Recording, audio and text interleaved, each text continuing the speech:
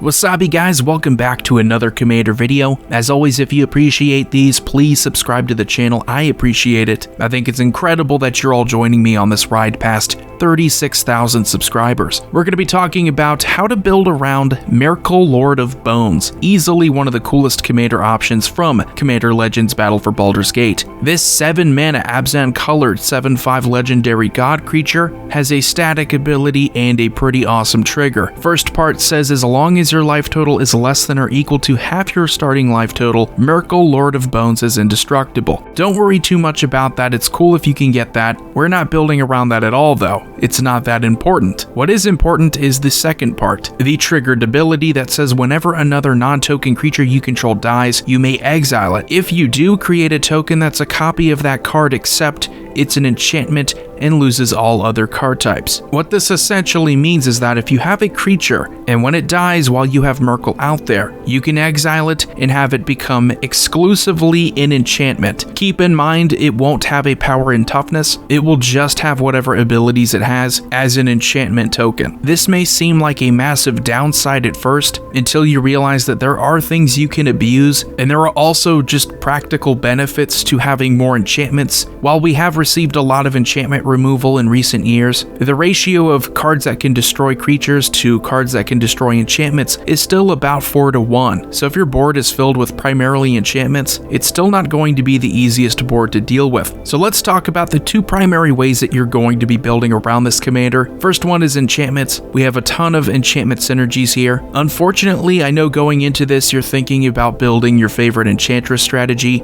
but in 3 different colors. You could still do that, and it's not going to be horrible, it's just not going to be as good as if we were getting cast triggers, and when you get these enchantments off of these creatures that are being exiled, they just enter the battlefield, you're not casting them, so unfortunately, you're probably going to have to say goodbye to a lot of those cast trigger enchantress cards, just because they're not going to be as efficient. Other primary strategy that you want to focus on with this commander is taking advantage of tokens. Doubling Season is a great option, but we have a ton of other cards that can manipulate token counts, and it's not just literally getting another token copy, but we need to also develop a board presence. Since a lot of these creatures are no longer going to be creatures, they won't be able to serve us in combat, so getting tokens off of things like constellation triggers is essential. But before we get into that, let's talk about the elephant in the room here, a massive 7-mana creature. It's a great ability, but it's pointless if you can't play your commander, and ideally you want to be able to play your commander every game at least 3 times. That way if you can't win, you know it wasn't anything that you did. One of the easiest ways to optimize your deck is always getting faster mana, and in green you don't really have to worry about this too much, so that is a huge upside here for Myrkul as a commander. We already have a ton of multicolor tapping mana dorks like Birds of Paradise. Avacyn's Pilgrim is a green mana dork, one of the only ones that can tap for white. Bloom Tender and Somberwald Sage are gonna tap for multiple colors, and keep in mind when these die you can have them exiled too as long as you have Myrkul out there, so they will come back as enchantments that can also tap for mana. And enchantments don't have summoning sickness either. That's exclusively a creature problem, so you don't have to worry about that. Easily the best mana dork to abuse in this strategy would be Devoted Druid, but then we would also have to talk about the other powerful abilities that are just like Devoted Druid from Shadowmoor. Barrington Medic, Cinderhaze Wretch can also untap themselves by putting -1/-1 counters on them. Why this is so abusable is because they come back as enchantment tokens, they're not creatures anymore. So -1/-1 counters is just the cost to activate their second ability, which is to untap,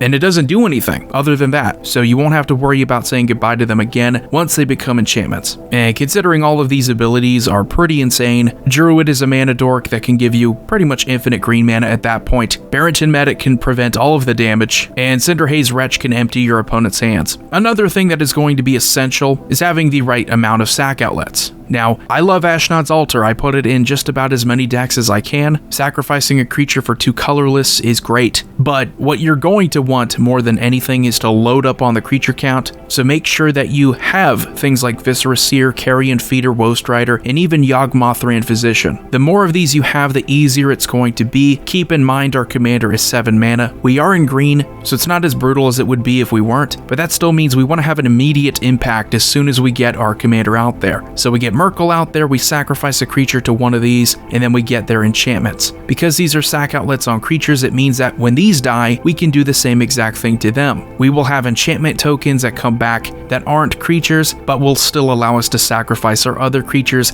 allowing us to keep our strategy going forward. Now let's talk about enchantments. It's a big part of what this deck is going to want to do, and as I mentioned earlier, Enchantress in general isn't going to be as strong because most of the enchantments we're getting are going to be off of an ability. They're going to enter. We're not casting them. We can still abuse Constellation, which is an ability that originated in the Theros block, because that's whenever an enchantment enters the battlefield. So cards like Grim Guardian are going to add up and your opponents are going to lose more life. Citizen Champion and Eidolon Blossoms are going to draw you more cards. That's your typical Enchantress ability. So yeah, you only get 2 here that are going to really be abusable with this deck, but it's better than nothing. And Doomwake Giant is an all-star in Constellation. -1/-1. Every time an enchantment enters, I think that's pretty abusable. And then you have your generic enchantment support that's still going to be beneficial, like Sanctum Weaver. It's another mana dork. Basically a Priest of Titania, but for enchantments. Destiny Spinner is good no matter what kind of deck you want to build. Let's say it's more creature heavy. They still can't be countered. Enchantment heavy still can't be countered. And when Destiny Spinner dies, we can of course get a token copy of her. That's an enchantment, and we'll still have just as much of an impact. Sterling Grove is another great protection card. Has been for a long time. Enchantress strategies love it. Doubles as a tutor, so whatever you need that's an enchantment, you can go fetch it. Now we kind of reach that in between enchantments and tokens, where we're not completely abandoning the enchantment strategy. In fact, you'll notice a lot of the token focus is going to involve enchantments anyway. But these are great creatures. Ajani's Chosen and Archon of Sun's Grace. Once you have them as token enchantments, you get those 2/2 cat creatures, or you get those 2/2 flying Pegasus creatures. If these can't serve you in combat, at least those tokens that you get will.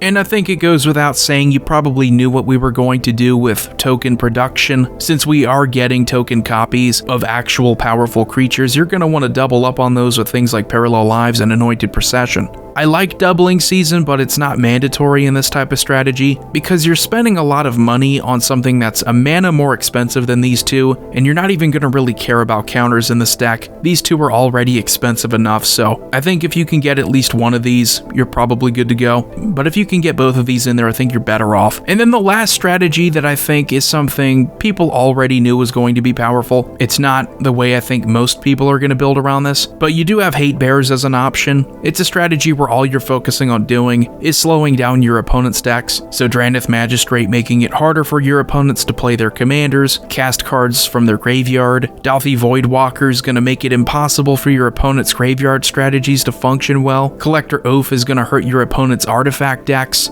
And similarly, Linval is going to do the same thing, but for creature-activated abilities. So anyway, that's going to do it for today's video, talking about the ways we can build around Myrkul, Lord of Bones. Really love this god creature. I love the fact that we're bringing back gods and it's not your typical, here's 5 gods for this set and here's another 5 for the next set. You just get a few pretty interesting gods that do very different things. This was really interesting as well because we've never had anything that would take a creature and create a token of it that's not a creature, which would kind of force you to focus on its abilities. That's what I think separates Myrkul from the rest of the commander options in Battle for Baldur's Gate. You might have more power elsewhere, but you're not getting anything quite as unique as you are here. Anyway, if you enjoyed the video, please let me know in the comment section below. Hit the like button and subscribe if you have not already. Commander Void here signing off. I will see you all next time.